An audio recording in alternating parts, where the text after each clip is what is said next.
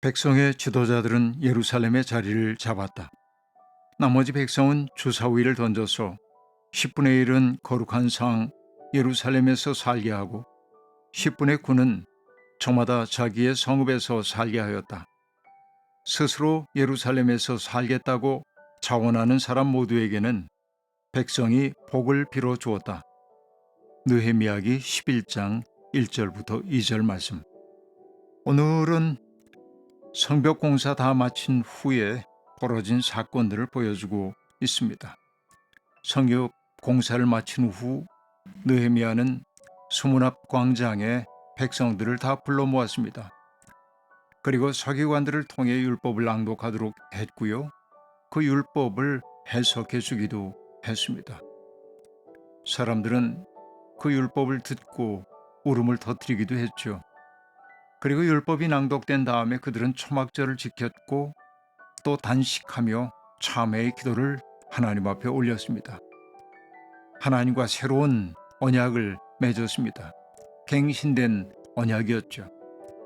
그 후에 지도자들과 레위 사람, 제사장들이 그 위에 서명을 함으로써 일종의 신정국가인 새로운 나라의 기초가 세워졌다고 말할 수 있겠습니다.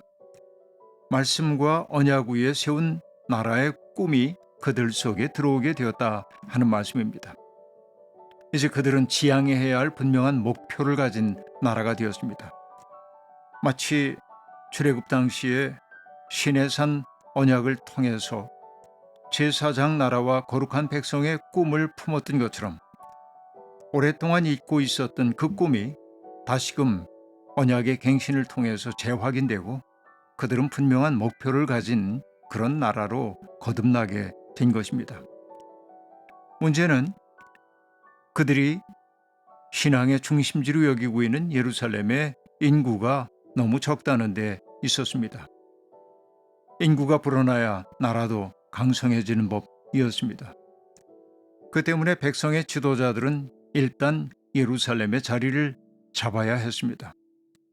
그리고 나머지 백성들도 주사위를 던져서 10분의 1은 예루살렘에 살게 하고 나머지는 자기들의 성읍에서 살게 했습니다.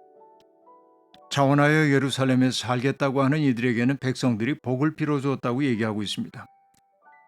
우리가 알다시피 성이라고 하는 것은 성이 있고 곽이 있는 것은 상당히 안전이 보장되는 장소라고 얘기할 수 있겠습니다. 전쟁이 일어났을 때 그들은 비교적 성 밖에 있는 사람들보다는 훨씬 보호받는 자리에 있기 때문에 그렇습니다. 문제는 그 도시, 좁은 도시 속에서는 생산을 위한 수단이 부족했기 때문에 많은 사람들이 거기에 과밀하게 모여 살기가 매우 어려웠다는 것입니다. 사람들은 예루살렘을 그리워하면서도 다른 곳에 살고 싶었는지도 모르겠습니다. 3절 이후에는 예루살렘에 살게 된 사람들의 그 가문과 그 이름들을 언급하고 있습니다. 유다와 베냐민 가문의 사람들, 성전 일을 보게 된 제사장과 레위 족속의 대표자 이름, 그리고 가문 이름, 숫자가 소상하게 기록되어 있습니다. 그 기록된 숫자 하나하나를 언급할 필요는 없겠죠. 다만 예루살렘에서 그 레위 사람들, 그들이 갖고 있었던 다양한 직무들에 대한 이야기는 조금 눈여겨볼 필요가 있다는 생각이 듭니다. 먼저 성전 중심의 도시였기 때문에 성전 바깥 일을 맡는 사람들도 있었습니다. 또 감사의 찬송과 기도를 인도하는 지휘자 가문도 있었습니다. 또 성전 문지기로 일하는 사람들도 있었습니다. 성전 막일꾼들도 있었습니다. 성전에서 예배드릴 때 노래를 맡는 아삽의 자손들도 언급되고 있습니다. 이 구절들이 우리에게 보여주고 있는 것은 하나님을 예배할 때 하나님은 아주 정밀하게 각자에게 맡겨진 직무, 그리고 그들이 어떤 방식으로 그 직무를 수행해야 하는지 정확하게 작성해 놨다는 것이죠. 직무는 다양합니다. 그러나 그 직무는 어떤 의미에서는 개소화된 직무, 다시 얘기해서 중요한 직무가 있고 덜 중요한 직무가 있다고 생각할 수가 없겠습니다. 모든 직무가 다 하나님의 통치를 위해 중요하다고 말해야만 합니다.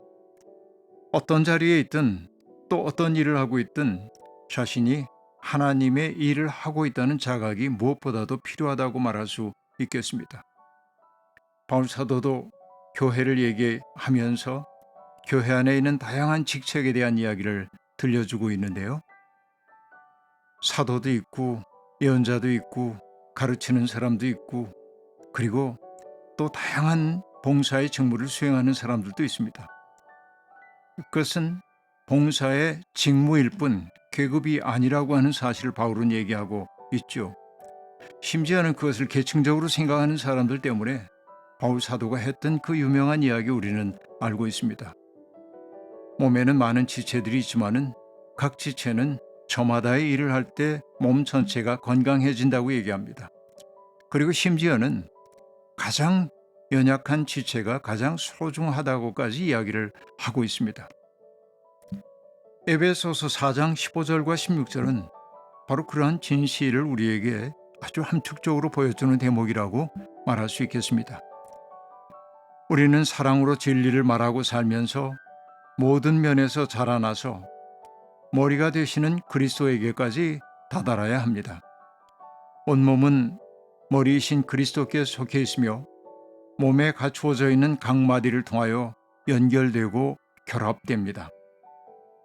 각 지체가 그 맡은 분량대로 활동함을 따라 몸이 자라나며 사랑 안에서 몸이 건설됩니다. 에베소서 4장 15절부터 16절 말씀이었습니다. 머리 대신 그리스도에게까지 온 지체가 자라야 한다고 얘기하고 있고요. 또 몸에 갖추어져 있는 각 마디들이 서로 연결되고 결합되어야 한다고 말합니다. 그 연결이 끊어지면은 몸은 건강하다고 얘기할 수 없죠. 그러니까 몸의 마디를 연결하는 연결고리들이 무엇보다도 소중하고 그렇기 때문에 바울 사도는 몸에 가장 작아 보이는 지체가 어쩌면 가장 중요한 지체라고 말했는지도 모르겠습니다. 성경은 예루살렘 안에 살게 된 사람만을 기록하지 않았습니다.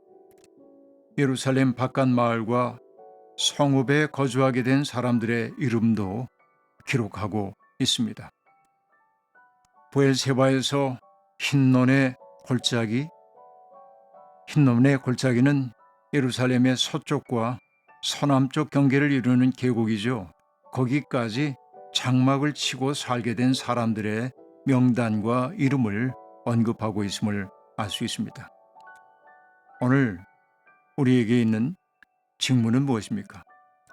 오늘 우리가 함께 지내고 있는 공동체 안에서 하나님이 내게 주신 은사는 무엇입니까? 하나님이 은사를 주신 까닭은 공동체를 풍요롭게 하라는 뜻임을 우리는 알게 되는 것입니다. 은사는 나를 위한 것 아니고 공동체를 위한 것이라는 것이 바울 사도의 일관된 이야기이고 오늘 느헤미야가 우리에게 들려주는 교훈이기도 합니다. 하나님, 우리는 모든 사람이 저마다의 생명과 평화를 한껏 누리며 사는 세상을 꿈꿉니다. 그것은 우리의 꿈이기도 하지만 하나님의 마음임을 깨닫습니다.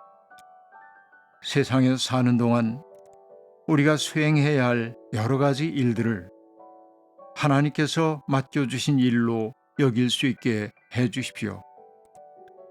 나의 직무와 다른 이들의 직무를 비교하며 우월감을 느끼거나 열등감을 느끼지 않는 내적인 힘과 평안함을 주십시오. 우리의 삶이 사랑의 빚짐임을 잊지 않게 해주시고 그 사랑을 갚는 마음으로 살아 평화로운 새 세상을 열어가게 해주십시오. 아멘.